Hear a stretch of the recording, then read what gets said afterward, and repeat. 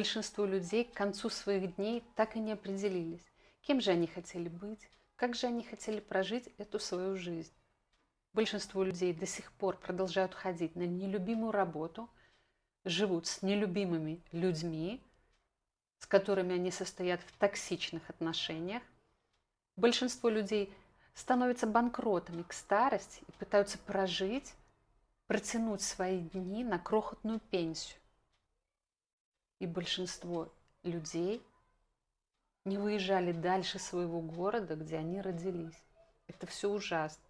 Если ты не хочешь быть в числе из этих людей, то прямо сейчас возьми ответственность за свою жизнь и делай так, как хочешь ты, а не как твое общество и твои родители.